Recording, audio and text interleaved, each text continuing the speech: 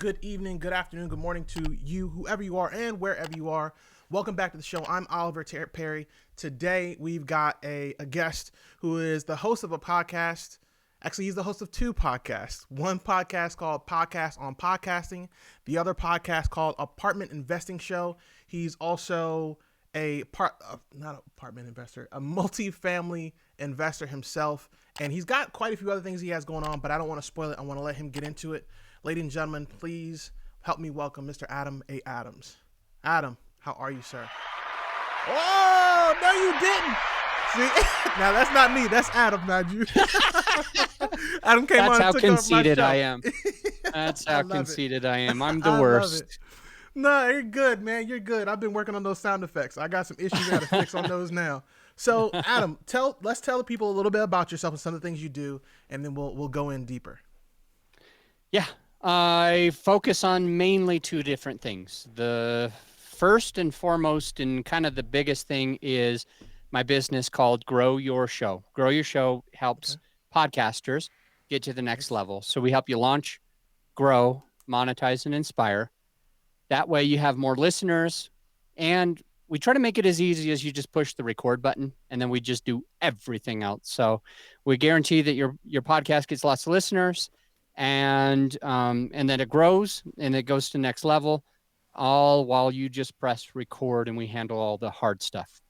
And the other thing that I focus on is just apartment investing. So I have a few apartments right now.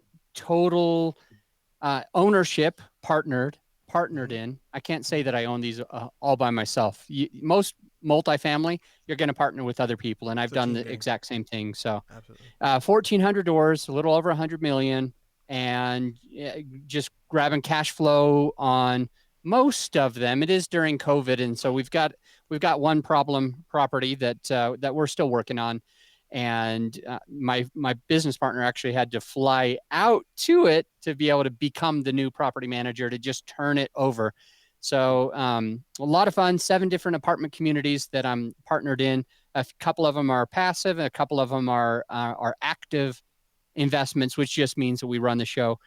And mostly my team handles most of the apartment stuff. I'll help by finding some deals. I'll help by raising some money. But for the most part, the rest of the team does a lot of the managing of the apartment. So I focus on this other company, which is called Grow Your Show. So those are the two things: apartment investing and helping podcasters. I love it. You are very modest, because the number, from what I understand, is, as far as the money amount, is a lot of money that's being managed by you and the team, which is really, really cool to see, because it like you said, it is a team sport. And it's, matter of fact, let's talk about it, because you're in multifamily investing, and you're doing a podcast. You're working a podcast business, and you host 2 of your own shows. How are you able to do all? Because apartment investing by itself is a beast of an animal to just juggle around, even with a team. And then knowing what a podcast is as a solo, what would we call it? A one-man show, quite literally. Yeah. It's like, that's a lot of stuff to deal with. Like, I've got an audio editor, and that's my guy. I'm not letting him go. He's stuck with me now. And I know for a fact the amount of stuff that goes into podcasting, doing 2 is nuts. And that on top of the apartment investing. How are you doing all this at the same time? Well, I can't say that it's completely perfectly systemized in every fashion, but how am I doing it all? With apartment investing, we have a pretty good team. So a couple of underwriters, a couple of acquisition specialists, a couple people on the management team to manage the apartments that we run. Some of those deals, there's 3 of the 7 deals that I'm just a complete passive investor in. So I don't have to do anything. I literally just put my money into it and I collect checks. So those 3. Yeah, just an LP. And so that's super easy. And then the 4 deals that my team is on the management team, it's really, my partner DJ, and he has an assistant as well that does all the asset management of everything. So that makes it super easy for me, because my focus is helping find deals. Well, I should almost take that back. I have found all of the deals that we have closed on. Wow. I've been the finder of them. However, Mm-hmm. I don't spend a lot of time on it. It's just because like I have the podcast Right. and I host conferences and things like that. So like a lot of people just they reach out to me and say, "Hey, I have a deal. Do you want it?" And all Right. I do that's I that's love me it. finding the deal. That's me Right. finding the deal. I And love it. then I just forward it. I say, "Sounds good. I'm going to send this to my team." And then Manny will look at it, and if it passes his inspections, Right. his first go around, then he'll actually send it to the underwriting team, and so it's pretty easy. I just literally sit there, a deal comes to me, I pass it off to somebody else, and then as far as like raising the money, Mm-hmm. I do a few phone calls when we have a deal, and other than that, I do like a couple of lunches and phone calls when like a past investor will literally just say, "Hey, I heard you speak at this one conference," or "Hey, I heard you on this other person's podcast," or Mm-hmm. "Hey, I've been listening to your podcast for a long time. I'd like to be involved." And again, all I really do is I generally say, this is DJ. He does like all of our, uh, I guess it's called, I don't even know why I can't even think of it. Investor liaison, investor liaison. So I'm like, here's DJ. And some of them might just say, Adam, I really want to talk to you. And Right. so I'm like, that's cool. I'm more than good to do that. So here's a calendar link. Go ahead Mm-hmm. and schedule whenever it makes sense for you. And I'll do like a 30-minute intro call with them and then pass them to DJ. So my time in that company is kind of limited, if you will. It's just like I don't have a whole bunch to do. I'm hosting the podcast, but my team does. I have 14 virtual assistants right now, so the Wow. team will edit all the podcasts, they'll publish all the podcasts, they'll promote all the podcasts, they'll do all that stuff. So I just push record, they handle the rest, and that makes it easy. So that's the apartment investing and the first podcast. Okay. Wow. Then we'll just look over here at the podcast company, Grow Your Mm-hmm. Show and the podcast on podcasting. I do like 6, 7, or 8 podcast episodes per week. So I it's like it. probably like 6 hours of my time to record them. I just Right. press record. They'll go to the cloud. Again, the team edits them, they publish them, they promote them. That all happens because of the team. But that 6 or so hours is, I mean, I have to focus on that. Every Right. Wednesday, I do a whole bunch of podcast interviews. And when it comes to the the company itself, Mm-hmm. for 13 of the virtual assistants work just in that company. One of them is more of a customer service. So anytime we need to do onboarding for a new client, Mm-hmm. she'll take care of all of that. And then there's like 4 managers, and so they'll oversee all of the editing, post production, the marketing, that kind of stuff. Right. And so my role is pretty big in that like I do a lot. I wear a lot of hats, even though I have 13 on that in that company Right. and 1 in the other company. But my role, I do all of the sales right now. So anytime somebody wants to figure out if they'd like to work with us, I will be the one to get on that discovery call and see if we can help them. And other than that, I will do a lot of the marketing. So like I'll go in Clubhouse, and connect with people there. Right. One person on the team connects me like on, Pod Booker and Pod Match. They'll go on there and they'll connect with people for like on my behalf. And so they'll send a simple message like, "Hey, would you like to do a podcast interview swap? I saw your podcast." We don't say that we listen to the podcast. That would be a Mm-hmm. lie. But they Right. just say like, "Hey, I saw your podcast. Looks awesome. Would you want to do a podcast interview swap?" And Right. so they'll do all of that for me. And if it's scheduled, they'll send the email. So it's pretty. Most of that company is figured out, systemized, and automated. But I am still wearing the hat of the salesperson and the marketing arm as well. So it's really busy. Like it's a lot. I work a lot in that company, but Right. but it's just super helpful to have a really good team, to be honest. Yeah, you say it's not systematized, but I heard a lot of systems in there, particularly having 14 VAs. That's amazing. That's a lot of VAs to be able to help you out and get things done. And from what I've experienced, VAs are super helpful. One Hmm. thing I did want to get into, actually, a few things that you went over. One thing you talked about was how even though you don't you, like finding a deal at this point now, the deal comes to you, but you started somewhere with this entire podcast process and all that, and we'll get to how the deals came to you.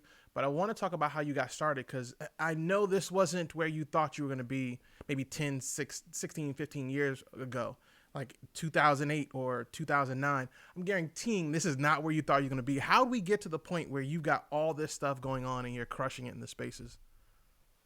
How did we get there? Because I didn't know.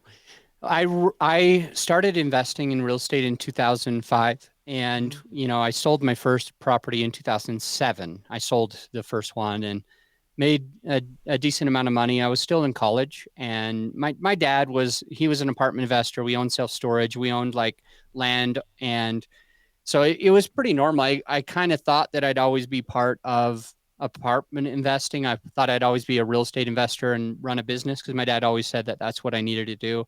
And in 2007, I read the book Rich Dad Poor Dad right after I sold that first property. I was like, oh, I better read that book Yeah, just that'll because kick a this fan. seems like really cool. And Right. here I am in college, and I just made more money than I'd ever made in any year by selling this property that I hardly touched. And Absolutely. I was thinking to myself, like, I've got to read that book, even though I'm dyslexic. My dad keeps telling me to read it. I'll go ahead and read it now. So I read Wow. it, and I learned a lot about Robert Kiyosaki from Rich Dad Poor Dad. I learned a lot about him as I studied him, not just from the book, but also behind the scenes. And I learned that he ran his business, Mm-hmm. and he invested all of the money that he put it right into apartments, like basically through syndication.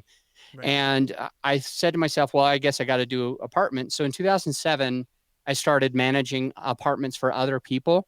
And so I Mm-hmm. managed an 18 unit fourplex and just one of his condos. So 23 units. And I managed those units for him. And I learned a ton. One of the properties he sold for like an extra $1 million. And I was like, dude, that's so cool. So we sold that in 2008, and he made like $950,000 Holy on the smokes. on the deal. And so I thought to myself, this is perfect. So yes, in a way, 15 years ago, because this was 2008. Mm-hmm. Yes, in a way, I was thinking to myself, this is probably what I'm going to do. I was actually thinking, apartments for life. And so I bought my first apartment, my first multifamily in 2008. And actually, I lost the property 3 years later because of, yeah, not, I was going to say COVID, just because COVID's on my mind right now, Yeah, but COVID's just because of the everywhere. crash, just because Right. of like what was going on in 2008, 9, 10, 11. Right. And I ended up losing that property. And I had my tail between my legs, had my kids, and I stayed away just for a couple of years. But my dad wouldn't let me stay away. My dad was Right. like, "You got to be back in here." So he took me to another real estate conference in 2015, and I was like, "Okay, Dad, I'll get back into real estate investing." So Right. I started using like OPM and Mm-hmm. closed on a few tax deeds, and we doubled our money a few times. And I started growing a portfolio of rentals and single family, fourplexes, duplexes, triplexes, fiveplexes. And so in 2016 we built that a lot, and then 2017 we decided apart like large apartments, syndication only, not Right. just raising small amounts, but trying to raise big amounts. And Right. so that's where we started. We closed on like one deal in I think 2017, Mm-hmm. one or two deals in 2018, and one or two deals in 2019. And yeah, that's it was almost as if I believed that I would be in as it's almost as if I believed that I would be an apartment investor all my life because I've been Right. kind of focusing on it for the most part ever since 2007. Wow. Yeah, and for those who don't know, OPM means other people's money. That's what we talk about in real estate investing as a whole. You try to do things with other people's money as opposed to your own. So, Adam, where did the podcasting part of it come in? The podcasting started in 2017 Okay. when I realized that I was going to go from smaller deals to larger deals. And I thought to myself, one of the best ways to be able to raise a lot of capital is that a lot of people need to know who I am. So I Mm, believe in this thing that I kind of coined. It's called the KLTI blueprint: know, like, trust, invest. And yep. I really truly believe that a lot of other people, they go straight to the invest, which is kind of awkward. It's kind Hmm. of like asking somebody to marry you when you've just met them or just saw them for the first time. They got TV shows And on that now, huh? everybody's like, I was told that if I have a good deal, the money automatically comes. I was told that all I have to do is find a good deal and Right. then I go and look for the money. But I completely disagree. I really think that you got to start that relationship before you have the deal, because Right. there's nothing more awkward than, hey, I've got a great deal, come close, if you don't put your money in my deal, I'm going to lose all my earnest money, so come and do it right now. And it's Right. like, whoa, too much too fast. Right. It's like you're asking me to marry you and I just met you. So Hmm. the way that I focused on it in 2017, why the podcast, to answer your question, is I thought to myself, if I want more people to invest with me, more people have to trust me. To get the most amount of people to trust me, I got to get the most amount of people to like me. To Right. get the most amount of people to like me, the most amount of people need to know who I am. KLTI, know, like, trust, invest. And Mm, so within the K, I thought, how do I get the most amount of people to know what I'm doing, to be able to follow me? And I thought, it's got to be content. I've got to be able to get in front of the most amount of people. And where can I do that? And I thought about podcasting because I had just started listening to podcasts like the year before. And I yep. thought, you know what? I'm going to be one of those podcasters. I'm going to start a show around real estate investing. Hmm. So I did. So that is kind of how I started it. And to to share a little bit of like vulnerability, like in the beginning, the podcast sucked.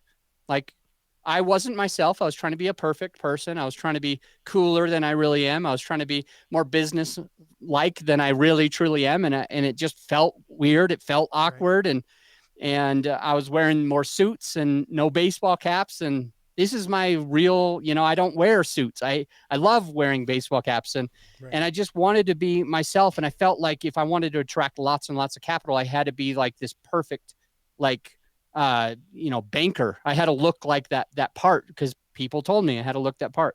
Right. So I only had like 20 downloads per episode, which is pretty terrible. And I was thinking to myself, man, I'm spending so much time, so much effort trying to get this out, and it just doesn't seem like it's working. And then I made a few changes. One of the changes that I made was, hey, it's okay to just be who I am to the core, and it's okay if I cuss a little bit to cuss a little bit. It just, I need to be me to the core, or else nobody's going to be able to actually like me or trust me.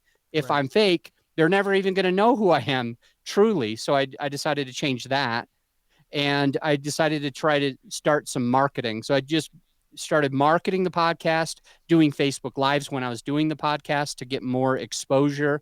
And the podcast Mm, started growing. It started growing a lot. And my main focus was just add value, add value, add value. And I found that anytime I made a mistake in my mm, business that I wanted to hide, I would rather like not let anyone know that I make mistakes because I'm supposed to be this perfect person. Anytime that I said, you know what, like I'm sure there's a lesson in here and I want to share it. When I did that and it was hard, the most amount of people started wanting to invest with me. So I just continued to make sure that even when I made a mistake, to just go ahead and share it because I know that it's going to add value to other people. And for some weird reason, past investors would call me and say, Adam, I've listened to dozens of your episodes and now I want to invest with you because you made this mistake and you owned up to it. I was like, that's really? crazy. Like I didn't That even is realize nuts. that. So anyway, that's a little bit of the path through that first, podcast on investing in real estate. And Hmm. it ended up growing and growing and growing. And then because of it, a lot of other podcasters would have me on their shows just because I had my own like thought leadership, and other people that were hosting conferences and other types of events. They were like, hey, come speak at my meetup, come speak at my Right. conference. Right. So I've been able to speak at a lot of people, different conferences: Rod Cleef, Joe Fairless, Michael Blanc, and just like the list goes on and on and on. And it's just been an awesome journey, and it really started because I started a podcast. That podcast made a giant difference on my whole future. Hmm. And so that's really why I actually started helping others to do that same thing. Because I was like, this is amazing. A lot of people are making mistakes with it. I want to help them to be able to streamline everything that I've learned. And so I started helping people in like 2018 and started doing it as a full-time business Hmm. in like March or April of 2020 when the crash was happening. I was like, I'm really going to push this. I'm going to help a lot of people. So anyway, I know that's a lot to No, digest. that is a lot to unpack, but it's good stuff because there's so many things, and even I still struggle with it. Like I wear a polo shirt, I'll wear a button down, and I'll normally wear some kind of hoodie. But I always think because I'm starting in the multifamily space, I haven't been in the game for super long. Okay, maybe I need to put a tie on, or maybe I gotta make sure my hair is all the way, custom and nice and real pretty. And I realized, just like you said, I'm gonna just be myself because sometimes I get off the plane from an army trip and I don't want to do anything but sit down and just talk. Let's just get it out, right? So I think that's really, really important. And the know, like, and trust part, the know, like, trust, invest part of it that you broke down earlier is super important. And I don't think people realize how important it is. If you could please, can you go into each one of those points and let's dive in really deep? Let's give the listener a whole lot of value as much as possible here. Perfect. With the K. No. How to unpack that to give the most amount of value with a very short punch. It's really going to focus if you want the most amount of people to know who you are. There's three things that you can do. And I call it the three pillars of influence because that's really what you're doing to get the most amount of people to know you. When you have a thought leadership platform, that's like a podcast or a book. There's a lot of options for thought leadership. I prefer podcasts because that's my natural personality. It's easy, it's fun, it's exciting. I love connecting with people. Right. But that's that pillar. First pillar is the thought leadership, and the main purpose of it is to allow people to talk about you when you're not even in the room. So that's a goal. You want people to Mm. just share your content. We want people to say, "Hey, did you hear that KLTI blueprint that Adam coined?" And now people are talking about me when I'm not even in the room because Right. it's like it's easy to recall, it's easy to remember, it makes sense. And so people are like, "You got to do the KLTI blueprint." And then it all comes back to me, who I am. So it's hugely beneficial. And you do the same thing with your podcast. You'll probably coin a couple of things. You'll probably I don't know if I'm allowed to cuss or if you're No, go gonna for it. edit this out. But I'm in the one of the army, things that U.S. Army another curses all thing the that time. You're I good. that thank you, brother. Another thing that like I coined was don't half-ass two Mm, things, full right. ass one. Mm, Go okay. all in on one thing. And that's when we're talking about like thought leadership, I don't know anybody who ever said that besides me. So you'll probably Mm, remember, hey, Adam was the one who says don't half-ass two things, but full-ass right. one thing. But it Right. comes back to this thought leadership because everybody else is like, oh man, I've got to have a book, I've got to have a meetup, I've got to do this, I've got to do this, I've got to do this, I've got to have a YouTube channel. And like when you half-ass multiple different things, you just suck at all of them. Like, and none of them really get any traction. The only Right. way to get the traction is focus. And that's the hardest thing for people because they think, man, if I focus, then I'm leaving all these other things out. And it's FOMO, fear of missing out. That Mm-hmm. FOMO is not beneficial for any of us. It makes us be like one, for example, when we have a podcast, Mm-hmm. we need to niche down and everybody thinks like, man, if I niche, then I'm having fewer people that could see it. And so I'm missing out on all these other people. I don't want to hone in my audience. I want to broaden my audience so that I can influence the most amount of people. But if you try to talk to everybody, you're really talking to nobody.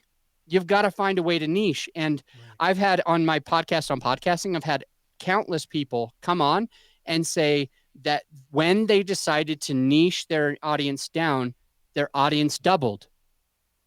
So like we're all afraid to miss out on everything. So we try to do we try to half-ass a podcast and half-ass a YouTube channel and just not niche. But when we change that, we're actually getting the most amount of results when we're doing fewer things and doing it better, full-assing it, if you will. Right. So anyway, let me just give you the content that you want, and I'm going to try not to go too detailed on everything. No, no worries. Do your thing. When it comes to the K, no. How do you do it? The three things, the three pillars.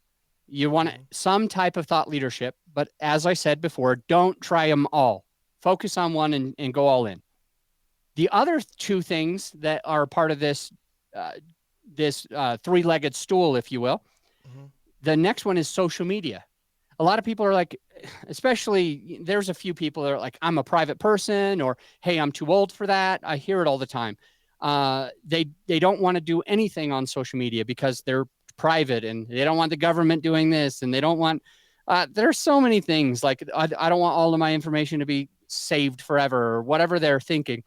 But the real truth about influence is that people are going to look you up. People are going to search for your name. They're searching for my name. They're like, Adam Adams, is that actually a real name? Like, I don't believe Adam Adams, so I'm going to search for him. And then they're going to find me on social media and be like, oh, I guess it is real. And they're going to start following through. Oh, wow, he's into mountain biking. He loves wine or whatever it is. He loves CrossFit. He loves his kids. And people can start resonating with me because I'm showing who I truly am to the core on my social media. You might stay away from some religion things. You might stay away from some politics things on your social media. But other than that, like, let people know who you truly are and make sure you're searchable on things like LinkedIn and Facebook, because that's going to help pull people in and they're going to be able to see that you're a real person. So the main purpose of social media is to let people into your world when they're searching for you. And then the third thing is meeting in person. Meeting in person is the third pillar of influence, which is going to allow people to be able to work with you faster. If you wanted to raise more money, for example, if you want to raise more money, you got to be able to have that influence. And meeting in person is one of the fastest ways to actually go from knowing and liking you to actually trusting you. It streamlines the process. So some of the ways that you can do this, you could have a storefront. And if you have a storefront, they can just come into your business and they can get to know you and feel like they can trust you. Another way is something that I did for a long time, which I probably will do is when COVID's over, is a meetup group. So hosting a meetup group or hosting conferences or hosting workshops, even if they're virtual, a lot of the times it can work as long as they can ask you questions and you can respond, because the way that you respond to the questions is going to help somebody be able to trust you a lot better. Like the whites of your eyes, your smile, your facial expressions, your voice inflections, authentically from scratch is going to help somebody be able to know if they can trust you. And it's been able to prove that meeting in person streamlines that process a lot. For example, generally they say when you meet in person, it takes usually up to 6 times for somebody to trust you. And when you're like on your podcast and when you're on like social media, for example, it might take 14 times for somebody to be able to trust you. So meeting in person can streamline that process almost more than twice as fast, just to meet in person. And in many, many, many cases, I've seen that somebody comes in and meets you in person, either at your meetup or at your business or wherever you have it. And they're able to say on the spot, man, I'm getting a really good vibe about this person. I'd like to partner with this person. I trust this person. And they decide immediately that they're ready to invest with you. So some of the ways, I mean, right now, as we're recording this, we're face to face, and it's helping me trust you more. And hopefully is helping you to trust me more. I don't know what I'm putting off, but I'm just saying I'm trusting you more and more as we're connecting. And so like with you connecting with your passive investor, for example, if you want to raise equity for like a deal, something that you can do is you can have a Zoom call. And on that Zoom call, you can just get to know each other, ask questions to each other. Sometimes that one call can streamline the process. But they heard about you on your social media, or they heard about you on your podcast, for example. So when you put all of these together, you're probably going to get the most amount of people to be able to know you first and foremost. The way, if with the KLTI, the next one is L. The way that I've done the L is I've been focused on putting out really good content. I call it a lead magnet, really. It's a lead magnet. That's like the vulnerable way to say it, because I want people to jump onto my email list, for Right. example. So I'll give something out, like, for example, if they, if your listener wants to text the word vetting to 555-888, if, or actually we changed the number, it's a different number, so don't text that number, but they You don't I'm have to give trying them to the real remember the number. freaking number, 55444. It changed at some point, so maybe we can figure it out and put it in. But Yeah, we'll if get in they the show text that, notes. here's the point, because you should probably have a lead magnet like this. So I'm going to Right. tell a little bit about, for you or anybody who else is trying to raise equity. What you got to think about is your end customer. The end customer in this case is a passive investor. So now you got to think about, who is my passive investor? What are they worried about? What keeps them up at night? What are they looking for? What could I do to help them? And then you Mm-hmm. create a free giveaway for them, whereas they need to take a little bit of action to show that they trust you, that they like you enough to give you the email address in exchange for that cool thing. So on the vetting lead magnet, for example, that we created, it talks a little bit about, like, how do they vet an operator? How do they vet a market? Because with a market, for example, like, there's a headwind and a tailwind. A tailwind Mm-hmm. pushes you faster, a headwind holds you back. So you're in an airplane and you're trying to go 500 miles an hour, and you have a 300 mile per hour headwind. You're really only moving 200 miles per hour, even though you have 500 miles per hour effort. And on the flip side, if you're flying and you have a good market behind you, supporting you, then Mm-hmm. you're traveling at 500 miles per hour effort and it's supporting you at 300 miles per hour. So you're really going 800 miles per hour in from you versus the land, because Right. it's supporting you. So we talk about, for our passive investor, how do you make sure that you're not going into one of those crappy markets? How do you make sure that you're going into a market that has good fundamentals, that's going to support you, that will be a tailwind, not a headwind? And so we share with that on that lead magnet how to do that. And then the third one is, how do you make sure you're going into a good deal? How do you underwrite? How do you make sure that it's been conservatively underwritten? For example, there's one thing that it's called a exit cap rate, or reversion cap rate. Okay, Mm-hmm. when we're looking at an apartment community, there is this type of cap rate that you're basically projecting that you'll sell it at, and that's your reversion cap rate, or your sell price.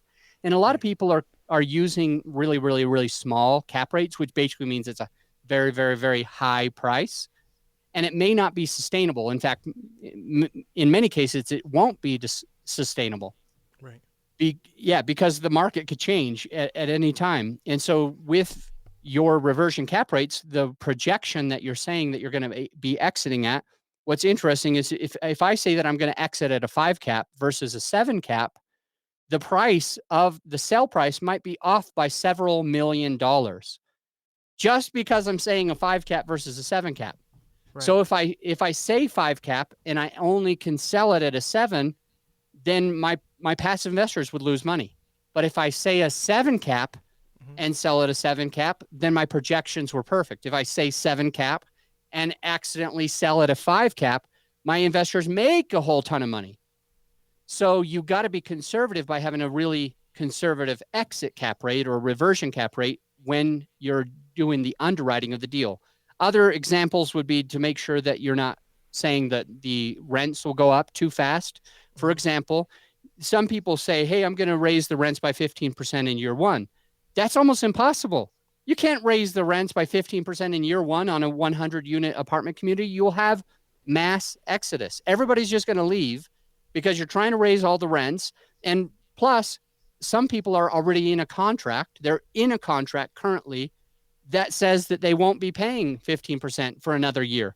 And so you're projecting that you're changing everybody's rent automatically. It's just never going to happen. So we teach on that vetting lead magnet, we teach on there like what to look for as far as what would be a conservative way to increase the rents Right. that they would be able to look for. So we protect that passive investor with those three things: how to vet a market, a team, and the actual deal.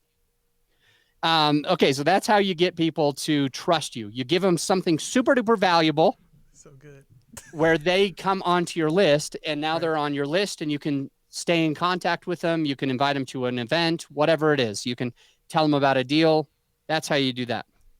Then the way to get them to trust you is generally meeting in person. So come to my event, Right. schedule a call with me to be on Zoom with me, schedule a one-on-one face-to-face call, or let's go to lunch. Other ideas for that is you'll ask them to commit to a certain amount of money. For example, we use something called a sample deal package. The sample deal package is like a pretend deal. It's like Right. a fake deal, but it's not to be misleading. It's just like, hey, I teach that you should be raising money before you have a deal. You don't want to ask somebody to marry you before you've really had a chance to get to know each other. You want to go on a couple of dates at least, right? So, Right. so that sample deal package is after they've seen you on your podcast, after they've seen you on social media, after they may have met you in person or over the phone. You're going to go ahead and, even though it might be scary to ask this, you're going to show them a sample deal package and you say, hey, if I have a deal like this, would you want to be a part of it? And if so, how much money would you want to be putting into a deal like that? And then they'll be able to say, oh, I definitely want to be a part of it. And I'll give you another trick. Right. Something that I say oftentimes to passive investors, I'll say something like, you could do like 300, as much as like $1 million if you want to do on this property. That's kind of the max. Some people only want to do like 200,000 and the minimum is 50,000. Where would you want to be? And a lot of times they'll be like, oh, I'll just do the minimum. That's pretty normal, but it's called price anchoring. Right. You anchor them to that million so that they're already being like, whoa, people are doing million, people are doing 300,000, people are doing 200,000. I'll just do the minimum for now. And they feel really comfortable with that minimum, which was 50,000. But if you started out by being like, the minimum is 50,000, then they're going to be like, oh, uh-oh, Right. 50,000. It's a Right. lot of money. I'm not Right. sure. They're going to be nervous. So you can anchor that by saying something like, you can go as large as a million in this property, or as large as 720,000 on this property if you want to. A lot of people are just doing like 300,000, 200,000, and the minimum is 50,000. Where would you want to be? Right. And then, and that'll just help them to be able to feel a little bit more comfortable, because they'll understand that others are doing kind of like larger amounts, and they'll start with that smaller amount. Anyway, it's a psychological thing. I hope it was valuable to some people listening.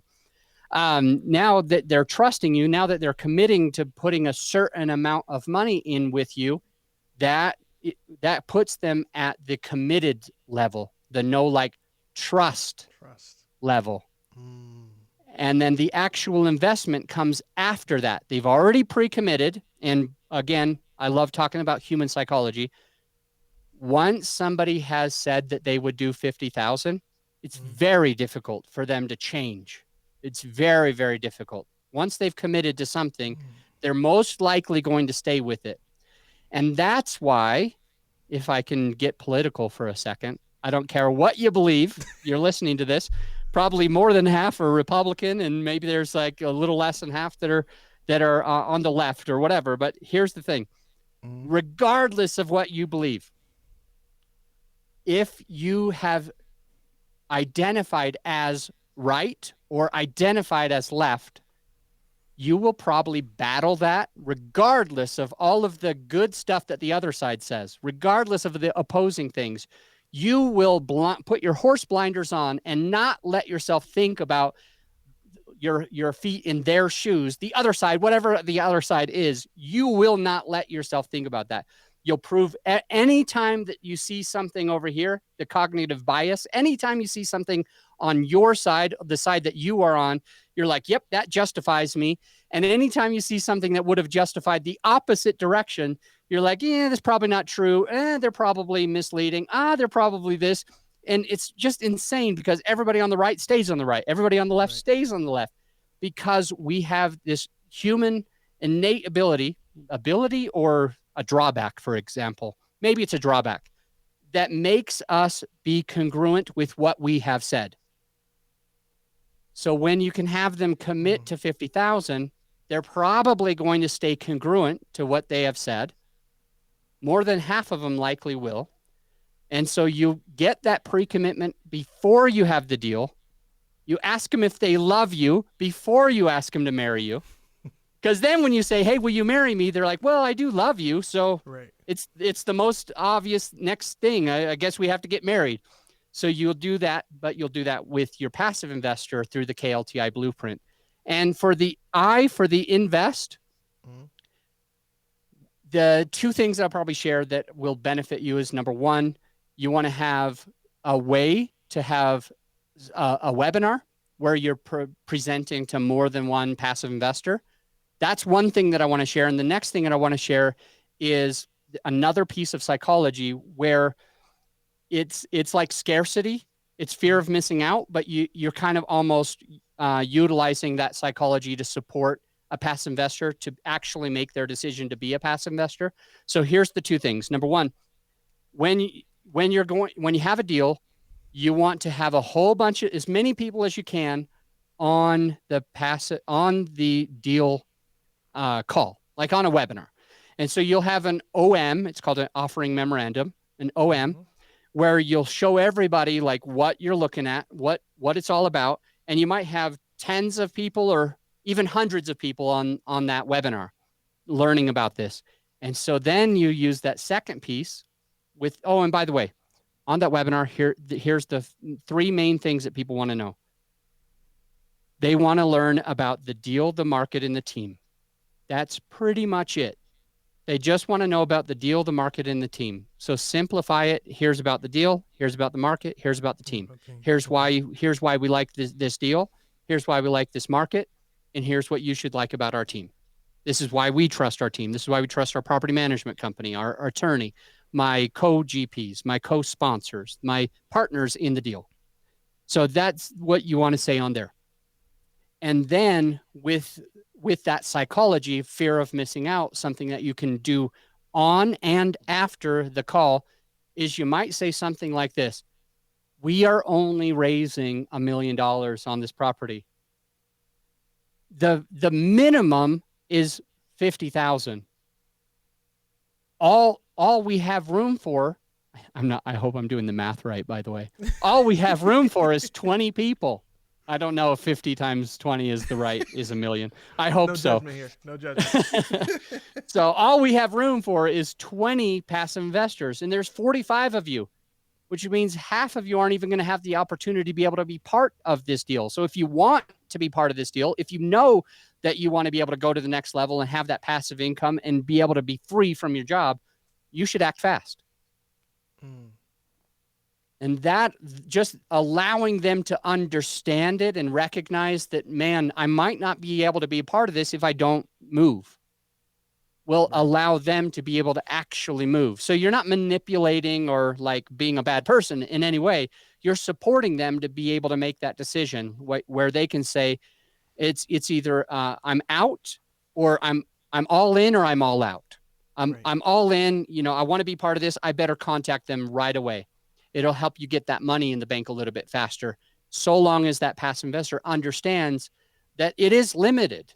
Space is limited. I remember when I bought my last vehicle, it was the end of 2019. I bought a Honda, a 2020 Honda, and it was at the end of 2019, and it was the only Honda that had a lift on it. I know it sounds ridiculous having a lift, but I needed one because, or I thought I needed one. I'm justifying it because of what I mentioned before. I have to be congruent. I already bought it. I may as well justify it, just like on the right and on the left.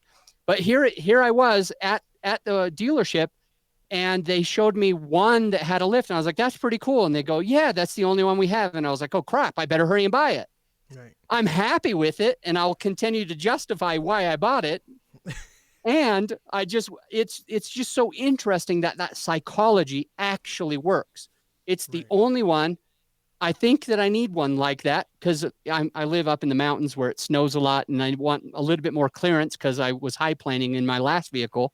Absolutely. I don't know. Some people don't know what that means, but the snow is basically not letting me drive. And so I wanted something a little bit bigger, taller, and with meatier tires. And it had everything that I wanted, and it was unique. It was Mm-hmm. one of a kind. And I didn't want to miss out. I didn't want to kind of miss out on the opportunity to be part of it. So I went ahead and purchased the the the Honda, and that's gonna the KLTI. Hopefully that was helpful, and hopefully I That wasn't too was. all over the place for you, No, my no, friend. no, no. That was amazing. Here's a crazy. Like I got to be respectful of Adam's time. So I'm gonna bring Adam back if he's willing. I'm definitely gonna try and bring him back. But I did want to get into the last two. We normally ask two questions. I'm gonna stick with one this time because you guys have gotten a lot of value. Congratulations, you just pulled off a hell of a heist. Adam has spilled all kinds of beans all over the place. So take those and run with them. So the last question I'll ask you, Adam, is very specific and very direct. And it's, what question do you wish you were asked more often? And what's the answer to that question? What question do I ask? Wish I was asked more often. Mm-hmm. That's It's a a. toughie. I mean, It's a there's toughie. so many questions. Like I feel like I feel like I should have been. I should have planned on this question. That's my fault. What No, question this do I wish it's more mine. I people try to asked me? surprise people with it, I so guess I you're okay. would. I would want somebody to ask me maybe like what I was doing Mm-hmm. to try to make sure that my two sons became the best men that they possibly could when they grew up. And That's good. my answer is long, and I'll try to keep it short. One Okay. thing that I think is critical is that I try to instill honesty and integrity with the both boys Mm-hmm. because I feel like that's something that can last like your whole life. And if you start making mistakes and you start like thinking that you have to hide a thing or two from your parent, Mm-hmm. it starts teaching you. And I grew up in Utah, and there was a lot of LDS people, Mormon people that were friends of mine, and they were doing things that they didn't want their parents to know. Like more than half, like almost everybody came to like told me that they were literally breaking all of these covenants that they were supposed to do, and Right. and I was like, wow, what did your mom say? And they're like, why, how would I tell my mom? I get Right. disowned. You kidding And me? so it really comes to this point where I felt like, and I'm not bashing any religion out there in any way, especially Mormonism, but the point is that for me as a parent with my Mm-hmm. children, I say I've been since they were little, even smaller. I'd be like, hey, uh, does dad love you if you lie? Yeah, dad always loves me. Does dad love you if you kick your brother? Yeah, you'll always love me no matter what. What, this is Right. silly. We go over this all the time, dad. Right. Does dad love you if this happens? Does dad, what will happen if this happens? Dad, you'll always love me. You'll always respect me. And I just try to instill like, it's okay to be yourself. It's okay to be honest, open, and have integrity. And when something happens and they try to hide it, and it's happened, of course it's happened. When I notice it, and I say, I don't care about the thing so much. What Mm-hmm. I really care about is that you felt like you couldn't be honest with me. Right. When have I Mm. ever shown you that I'm going to judge you, that I'm going to be mad at you like for making mistakes? I make mistakes every single day. Right. And like when I make mistakes, when I yell at my kids, I like say to the kids, "Hey, come here, let's talk. I made a mistake. I should not have yelled. I should not have intimidated you. I should not have screamed at you. I should not have sent you to your room without letting you explain. That's my mistake. I'm not perfect. None of us are perfect. Right. So I apologize, and let me try to fix it, and let me try to show you that I still care about you even though I yelled at you." And when they do it, I try to say the same thing to them, like, look, I understand that you make mistakes. I make mistakes. That's not a big deal to me. Making mistakes is part of learning, part of Right. life, Right. part of what we're going through. All I want to know is that you're going to own up to what you did, be honest about it and share it with me so that we can at least know. And so that's kind of like a big thing, like with me kind of raising the kids, trying to make them be the best adults that they possibly can be, Mm-hmm. is trying to help them be okay with being who they are. Because my mom was that way with me. Like my mom let me be anything that I wanted to be. I could always be honest with my mom. In fact, like I was brutally honest with my mom, and sometimes I was scared to be honest with other people. So with Right. with my boys, I'm like, how can you just be fully authentic to the core With the and boys. be okay with it? And I think Right. part of it is just show unconditional love in all things and let them know that all of us make mistakes. You shouldn't be embarrassed about a mistake. You should just try to learn from it. So anyway, I'll try to keep it Wow. that length and not any longer. No, brother, that was really really good, and that's gonna bring up because I'm writing that. I already wrote that down. We're gonna have to talk a little bit more of education when it comes to the kids and the financial part of it and how you go about doing that, and we'll say that for next time. But Adam, thank you so much for coming on, man. This has been an amazing episode of the podcast. I'm truly looking forward to putting out and letting the people see it. It'll be maybe 2 months from now, but they're gonna hear it and people are, I'm sure, gonna love it. So I want to thank you so much again for coming on, man. Please let anybody who's listening or watching, let them know how they can get a hold of you, if you could, please. Yeah, best way is go to growyourshow.com. If the main reason why you'd want to reach out to me in particular is for the podcasting. So you should just go to growyourshow.com, see what we're doing, and see how we can help you get that K taken care of. Right. Awesome, awesome, awesome. If you're out there listening or watching, I go live every Wednesday at 6 o'clock. So please feel free to stop by, say hello. And again, Adam, thank you so much for coming on. And those of you who are listening, thank you so much for listening. We will see you next time.